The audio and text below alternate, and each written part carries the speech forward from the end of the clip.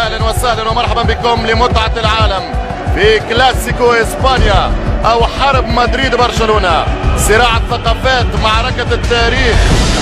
تاريخ يروي قصة رئيس كتالوني أعدم أمام أنصاره في الثلاثينات من قبل رجال فرانكو، رمز مدريد وحكمها المركزي. حكاية كرة بين مدينتين سيطرت فيه الأولى مدريد على الثانية برشلونة، وأرادت خنقها ومنعها من الحفاظ على لغتها وثقافتها وتاريخها وهويتها الكتالونية. صراع ناديين على ألفريدو دي ستيفانو الذي أمضى للفريقين، وتدخلت الفيفا لتحسم المعركة للميرينجي. هي حرب البوينتي ايريو أو الجسر الجوي للاعبين ذهبوا للعدو ووصفوا بالخونة، شوستر، لاودروب، ريكي وفيجو وآخرين. الكلاسيكو أو أيضا كما يقال الديربي اسبانيول هو حكاية سوسيوس هنا في مدريد. كرة قدم الماتادور تلقيكم في ظلال الروعة والإثارة، قصة نجاح، رواية عشق وجمهور، حدوثة رجال، سحر ملعبين البرنابيو والنيو كامب، أسطورة لاسمين ب 16 حرف، 7 حروف لبرشلونة و9 حروف في اسم ريال مدريد.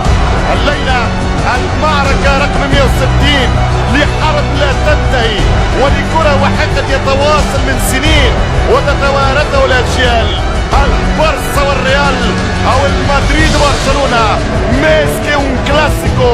أكثر من مباراة في كرة القدم، هي سياسة وبزنس، اختلاف ثقافات وتقاليد، دفاع عن هوية.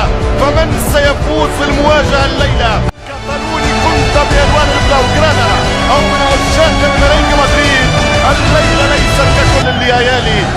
ستنطلق القمة، ستبدأ الإثارة، ستبدأ الحكاية، ستبدأ الحسابات.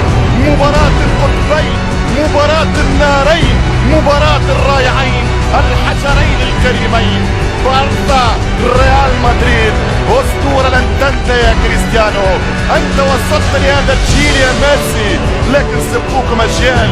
من هنا مر دي ستيفانو، هنا لعب كوبالا، هنا تألق النجم لويس سواريز، هنا سجل كرويف، هنا أبدع دييغو، هنا تألق ريفالدو، هنا كانت أهدافك يا هوجو يا سانشيز. ومن هنا مر روماريو، من هناك تعدى ريفالدو، تعدى راؤول بلايكو غونزاليز. أسماء وأسماء، والكبيرين ثابتين في نفس المكان، والكبيرين